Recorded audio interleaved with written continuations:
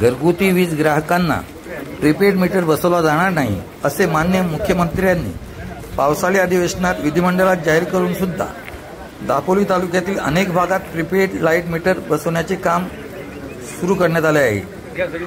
याविषयी जनतेतून आवाज उठविण्यासाठी व सदरचे लूट थांबवण्यासाठी महावितरण अधिकारी व तहसीलदार दापोली यांना लेखी निवेदन देण्यात आले आणि ठेकेदारांना मनाई करावी असे सुचविण्यात आले। यावेळी निमंत्रक सचिन तोडणकर, अध्यक्ष राष्ट्रवादी काँग्रेस शरदचंद्र पवार दापोली, मंगेश मोरे, अध्यक्ष राष्ट्रीय काँग्रेस पक्ष दापोली, ऋषिकेश गुजर, तालुका प्रमुख शिवसेना उद्धव बाळासाहेब ठाकरे पक्ष दापोली आदी मान्यवर मोठ्या संख्येने उपस्थित होते। Kokan Samachar news channel, Jamaluddin Bandarkar. Press conference घेतले, पेपरमध्ये बातम्या आल्यात का तशा? काय कळवलंय का लोकांना? हा आमचा प्रश्न आहे तुम्हाला। साहेब तुम्ही जेव्हा मीटरचं कुठलंही रिडिंग असो, तुमचं रिडिंगचं माणूस तिथे जातो, तिथे घरात पोहोचतो, जर मीटरचे फोटो घेतो, तेव्हा ते सर्व मेसेज तुमचे त्या नंबरवरती येतात। मग हे मीटर बसवायसाठी हे कसं नाही, तुम्ही कसं काय तुम्ही डायरेक्ट बसवायला सांगताय? आणि दुसरी गोष्ट, अशा पण कंप्लेंट आहे, तुमचे एका जागेवर 4 मीटर असले ते 2 मीटरवरती तुमचे जे रिडिंगला माणसं जातात, ती माणसं तिथे त्या रिडिंगचे जास्त रिडिंग लिखून तिथे, आता तुमची इथे कंप्लेंट आहे, मी स्वतःची कंप्लेंट मी दिलेली आहे। ते कोंडेकर, माझं सईद कोंडेकर नाव आहे, मी तिथे दिलेली आहे, बघा तुम्ही वाचा तिथे हे असे कसे। आणि त्यांनी 2 दिवसांनी मेसेज करून मला पाठवलं की हे आमची चूक झाली। मग अशी मला सांगा, जर खेडेगावात माणसं असतील आणि त्या खेडेगावात जर म्हातारा माणूस असेल तिथं, तो रिडिंगसाठी इथे येईल काय? तो खर्च करून इथे त्याला किती भूगंड तात्काळ ही मोहीम थांबवली पाहिजे। जनतेला, लोकांना विश्वासात घेऊन त्यांच्या शंकांचं निरसन झाल्याशिवाय मीटर बसवू नये। दुसरी गोष्ट आता तुम्ही म्हणतात की जे मीटर आता बसवतो ते आम्ही प्रीपेड मीटर नाही, जे काय फॉल्टी मीटर आहे ते बसवतो। काय पूर्वीची पद्धत होती साहेब, फॉल्टी मीटर कोण घेऊन यायचं? फॉल्टी मीटर बसवल्यानंतर तुमचा वायर, फॉल्टी मीटर बसवायला पूर्वी तुमचा कोण यायचा? तुमचा वायर मध्ये। हा जर तुमचा वायर मध्ये फॉल्टी मीटर तुम्ही बदलत असाल तर तुमच्या वायर मधला पाठवा, तो निदान आम्हाला विचारून तरी करतो ना। मग फॉल्टी मीटर बसवते, उद्या या घरी नाही, पण ते फॉल्टी मीटर द्यायसाठी नाराजी लोकांच्या बद्दल आहे। आजच्या या पावसाळ्यामध्ये कधी नव्हतं एवढा वीज खंडित तुमच्या पद्धतीने होतोय आणि खूप त्रास लोकांना ग्रामीण भागात 2-2 दिवस करते, तर 2-2 दिवस अंधारात होतं।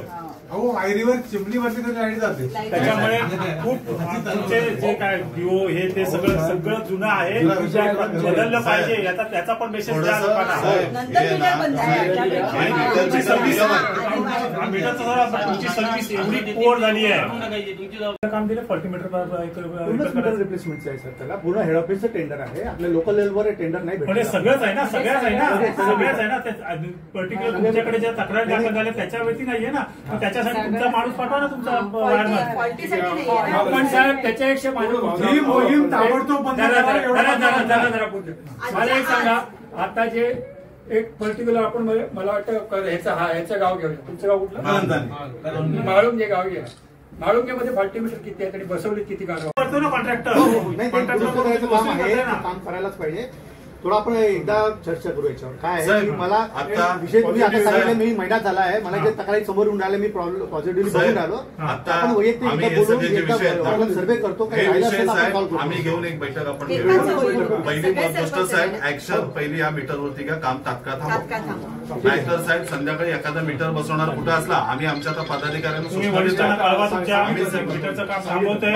तुम्हाला जे जे तुमचं ज्या काय झालंय, कॉन्ट्रॅक्टरने काम व्यवस्थित केलं ते पाहिलं, त्यांच्या बऱ्याचशा ठिकाणी ते जे काय रस्ते खणले, माझा विषय बाळासाहेबांना पण असताना रस्ते खणून ठेवलेले आहेत, केलेत की रस्ते खणलेत की नाही? आणि माझ्या ग्रामीण भागातले सगळे रस्ते म्हणजे जे अंतर्गत रस्ते ग्रामपंचायत येते, तुम्ही एमएससीबीचे पीडब्ल्यूडीचे रस्ते आहेत त्यांना तुम्ही चार्जेस भरले आहेत, बरोबर ना? त्याचाच विषय झाला होता, त्यांच्या चार्जेस मध्ये इश्यू झाले होते। आपण पहिल्यांदा ज्यांना त्यांनी डिमांड भरली होती त्याच्यामध्ये त्यांनी काहीतरी अडचण निर्माण झाला, तर ते पेंडिंग राहिलं, त्याचे परमिशन राहिलेले आहेत, त्याच्यामुळे आपल्याला ते चार्जिंग करताना बाकीचे कामं करताना थोडं अडचण झाले. पण ग्रामीण भागातले जे ग्रामपंचायत हद्दीतले रस्ते आहेत ते खणलेत की नाही, ते आज आम्हाला तिथे चालणे अवघड राहिलेले. माझ्या कर्जातला विषय सांगतोय तुम्हाला, तुम्ही कर्जातल्या विषयाची पाहणी पाठवलं का? गावागावात हे मीटर प्रत्येक घराघरामध्ये बसवलं जातंय. याचा विरोध करण्यासाठी आणि याचा निषेध करण्यासाठी या ठिकाणी महाविकास आघाडीचे सर्व पदाधिकारी आम्ही आज या ठिकाणी एमएसईबीच्या अधिकाऱ्यांची भेट घेतली आणि त्यांना या ठिकाणी सूचना केल्या आहेत आणि या ठिकाणी त्यांना सूचना करून त्यांना सांगितलंय अशा प्रकारचं कुठेही पुन्हा एकदा मीटर बसवण्याचं काम जर आम्हाला आढळलं तर त्या ठिकाणी कायदा हातात घेतला जाईल. त्या ठिकाणी उद्या जर अघटित प्रकार घडला तर त्याला संपूर्णतः जबाबदार प्रशासन असेल. कारण अशा कुठल्याही प्रकारचं मीटर दापोलीतल्या जनतेने बसवून घरात घेऊ नये. अशा पद्धतीचे अधिकारी कुठचे जर जनतेकडे येणार असतील किंवा असे अधिकारी जर घरात बसवायला येणार असतील तर तुम्ही महाविकास आघाडीच्या पदाधिकाऱ्याकडे संपर्क साधा. त्याला विरोध करण्याचं काम महाविकास आघाडीच्या वतीनं करण्यात येईल. परंतु दापोलीकरांनी आता जागृत राहिलं पाहिजे. ही जी लूट करण्याचं काम आपल्या प्रत्येकाच्या घरात येतंय त्याच्यामुळे या मीटरला प्रखर विरोध करायचा आहे आणि दापोलीची महाविकास आघाडी दापोलीच्या नागरिकांच्या पाठीशी खंबीरपणे उभी आहे.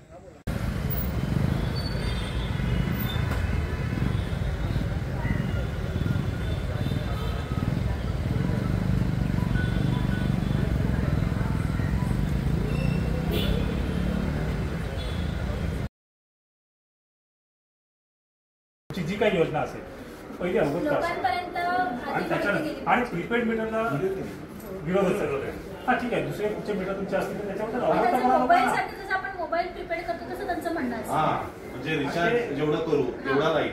कसं आहे माहिती का, कोकणातली आम्ही सगळं साधी रत्नागिरी जिल्हा 100% वीज बिल आहे. प्रीपेड मीटरचे कुठे तुम्ही हे करताय? ठीक आहे, जिथे तुम्हाला त्रासदायक जिल्हे आहेत ते तुम्ही करा ना, पण आमच्या इथे तुम्ही जर व्यवस्थित सगळं चाललं असताना प्रीपेड मीटरचा खा कशा घातला?